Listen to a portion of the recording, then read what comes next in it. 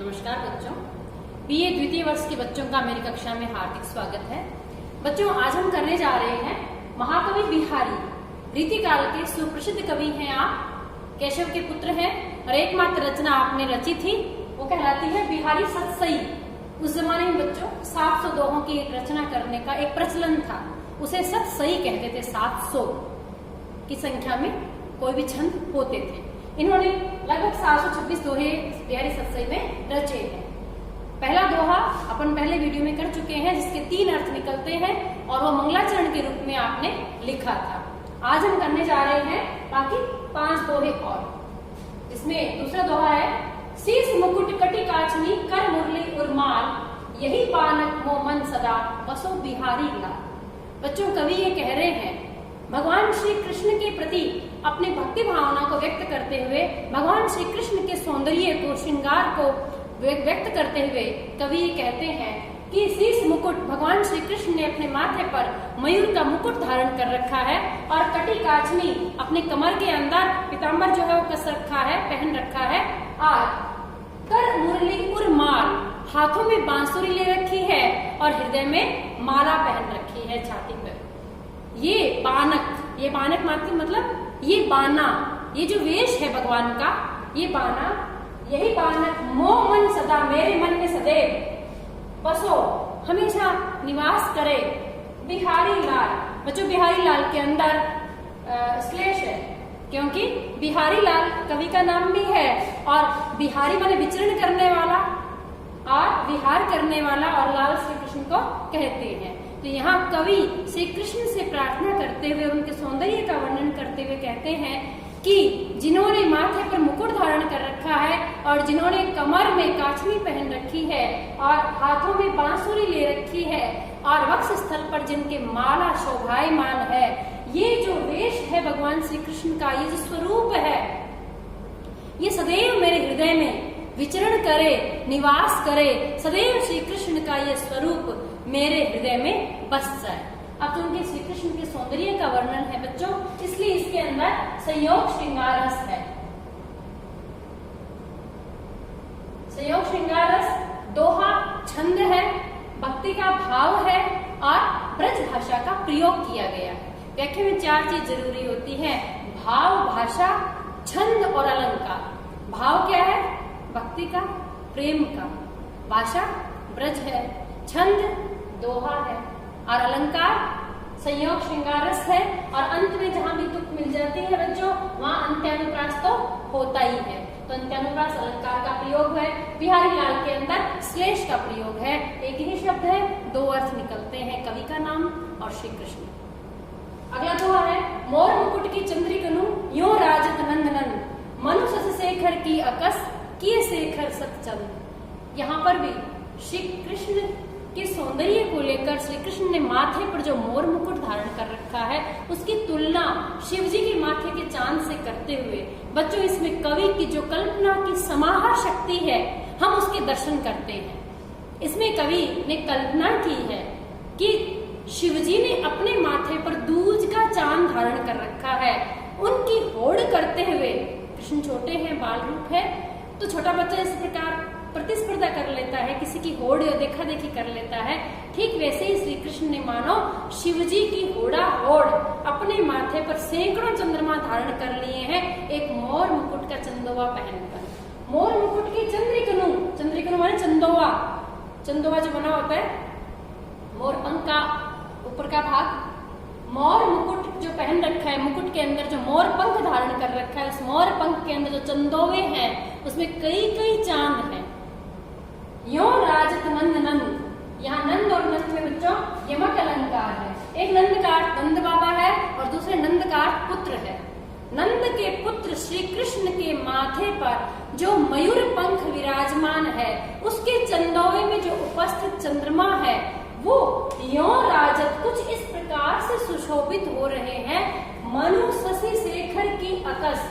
बच्चों, जहाँ जानो जनो मानो मनु आता है, वहां पे उत्प्रेक्षा अलंकार होता है। इस दोहे में उत्प्रेक्षा अलंकार का प्रयोग भी किया गया है और यहाँ यमक का प्रयोग भी है।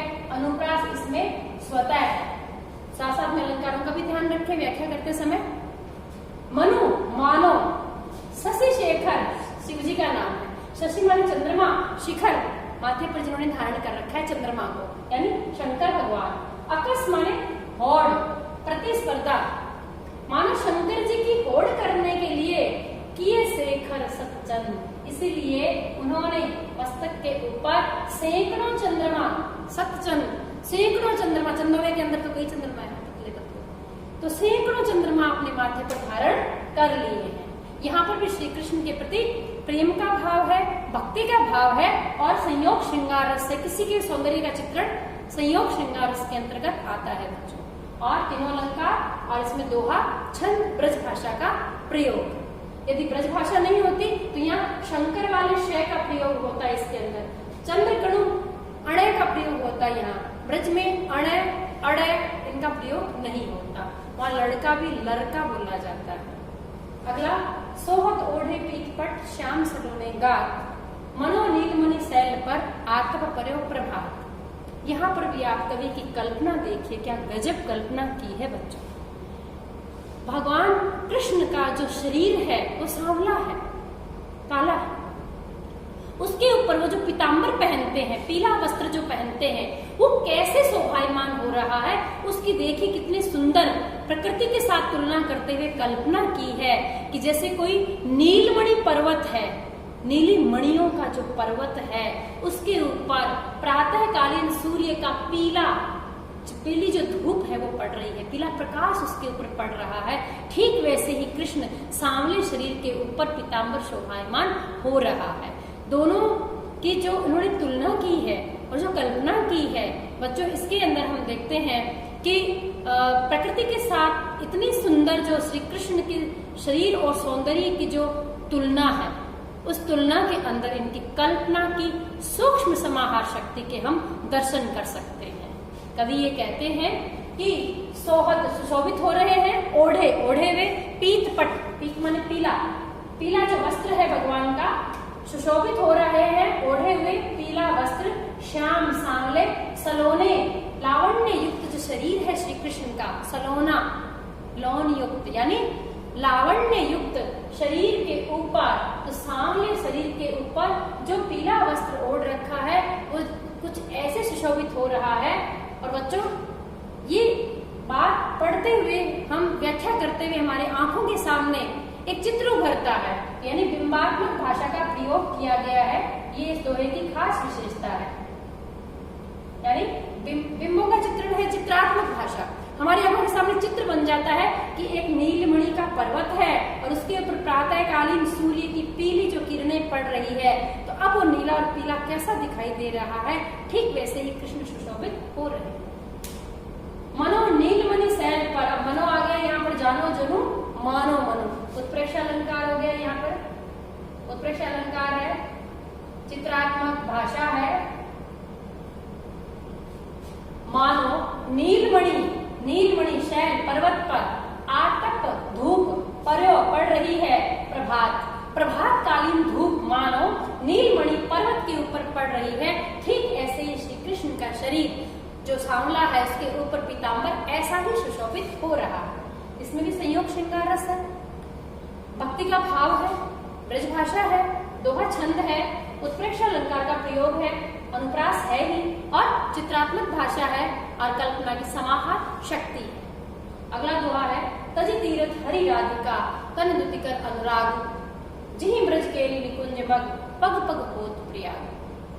कवि भक्ति भावना से परिपूर्ण होकर साफ साफ कह रहा है कि अरे मेरे मन, तुझे किसी भी तीर्थ में जाने की कोई आवश्यकता नहीं है। तजि तीर्थ, तीर्थों का त्याग कर दे। हरि राधिका, हरि श्री कृष्ण और राधा रानी, केवल श्री कृष्ण और राधा रानी का जो विग्रह है, उनका जो स्वरूप है, उनकी जो मूर्ति है, केवल उसको हृदय में धारण कर ले। तजि तीर्थ, तीर्थों का त्याग कर दे।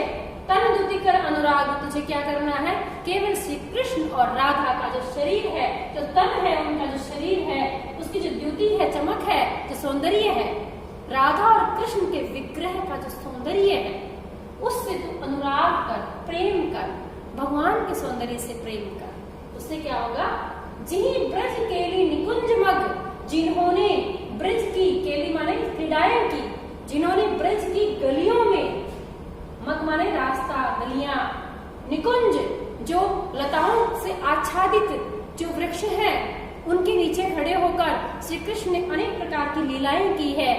बांसुरी लीला की है उन्होंने, रास रचाया है, गोचारण लीला की है उन्होंने, गलियों में माखन चोरी की लीला की है। तो इस तरह से जो श्री कृष्ण की लीलाएं हैं उनके लिए कह रहे हैं कि जिन्होंने ब्रज की गलियों में, कुंजों के नीचे, मार्ग में विभिन्न प्रकार की जो क्रीड़ाएं की है स्वयं श्री कृष्ण और राधा ने, पग पग होत प्रयाग। तो बच्चों कवि कह रहे हैं कि वह तो कदम कदम पर ब्रज की भूमि में हर पग पर, हर कदम पर तीर्थराज प्रयाग उपस्थित है। प्रयाग क्यों कहा यह कवि ने? जहाँ 3 नदियों का संगम है बच्चों, गंगा, यमुना और सरस्वती, 3 नदियों का संगम है, इसलिए इसको प्रयागराज कहा गया, तीर्थों का राजा कहा गया है। तो कवि कहते हैं कि अरे मेरे मन, तुझे किसी भी तीर्थ में कहीं जाने की कोई जरूरत नहीं है, ब्रज में स्वयं प्रयागराज उपस्थित है, क्योंकि वहां स्वयं राधा रानी और श्री कृष्ण ने अनेकों क्रीड़ाएं की है, अनेक लीलाएं की है। तो कदम कदम पर ब्रज की जो भूमि है वो अपने आप में तीर्थराज प्रयाग की भांति है, अतः तुझे किसी तीर्थ जाने की जरूरत नहीं है। यहाँ श्री कृष्ण और राधा के प्रति प्रेम का भाव है, भक्ति का भाव है, अनन्यता का भाव है, इसके अलावा और कुछ नहीं। और अंत में अनुप्रास का प्रयोग हुआ है, पग पग में पुनरुक्ति प्रकाश है, ब्रजभाषा। और अपना छठा दोहा, अधर धरत हरि की परत, ओठ दी ठिपट ज्योति, हरित बांस की बांसुरी, इंद्रधनुष रंग होती। बच्चों यहाँ पर श्री कृष्ण का जो चित्र खींचा है कवि ने, यहाँ पर चित्रात्मक भाषा का प्रयोग किया है। यहाँ बिंब उभर रहा है हमारी आंखों के सामने, शब्दों के माध्यम से बच्चों जो चित्र बनता है उसे हम बिंब कहते हैं। कवि यहाँ क्या कह रहे हैं? श्री कृष्ण के लिए कह रहे हैं, अधर धरत, होठों पर जब श्री कृष्ण अपनी बांसुरी को धरते हैं, रखते हैं, बच्चों कल्पना की समाहार शक्ति है गजब की कवि की। हरि के परत, हरि मन श्री कृष्ण के, परति मन पड़ती है, होठों पे जब वो बांसुरी रखते हैं तो श्री कृष्ण की होठों, उस बांसुरी की शोभा कैसी है? ओठ दी ठिपट ज्योति। अब आप गौर कीजिए किस किस चीज का प्रतिबिंब उस बांसुरी पे पड़ रहा है। बांसुरी हरे रंग की है, हरे बांस की बनी हुई बांसुरी है, ऊपर एक हल्की प्राकृतिक चमक होती है बांस के ऊपर। अब उसके ऊपर जो प्रतिबिंब पड़ रहा है किसका? श्री कृष्ण के होठों का। श्री कृष्ण के होठ लाल हैं तो कृष्ण उस बांसुरी में ललाई झलक रही है। देखी उनकी दृष्टि, जो आंखें हैं काली है, काला रंग उसके अंदर प्रतिबिंबित हो रहा है। पट, पीला वस्त्र पहना हुआ है तो पीले वस्त्र का प्रतिबिंब उसके अंदर पीला और केसरिया रंग दिखा रहा है। ज्योति, चमक, उनके शरीर की जो चमक है वो प्रतिबिंबित हो रही है बांसुरी के अंदर। तो बांसुरी खुद हरे रंग की है, अब उसके ऊपर उनकी जब काली दृष्टि पड़ती है, सांवली दृष्टि, वो बैंगनी रंग की दिखाई देती है। उनका जब पीले रंग का वस्त्र का पटके का जब प्रतिबिंब दिखाई देता है तो वो केसरिया रंग की दिखाई देती है। होठों का जब प्रतिबिंब दिखाई दे रहा है वहां पे बांसुरी लाल रंग की दिखाई दे रही है। और आपको पता है बच्चों, विबग्योर, इंद्रधनुष के जो 7 रंग होते हैं वो 7 रंग, हरित बांस की बांसुरी, हरे बांस से बनी हुई ये जो बांसुरी है ये इंद्रधनुष रंग होती, ये इंद्रधनुष के रंगों से युक्त हो जाती है। किस कारण? कि श्री कृष्ण बांसुरी जब बजा रहे हैं तो होठों का प्रतिबिंब उस पर पड़ रहा है, शरीर की चमक, शरीर की शोभा उसके ऊपर पड़ रही है, पीले वस्त्र की शोभा उसके ऊपर आ रही है, आंखों की चमक उसके अंदर आ रही है। तो ये सब मिलकर उसके अंदर इंद्रधनुष के 7 रंग दिखाई देते हैं।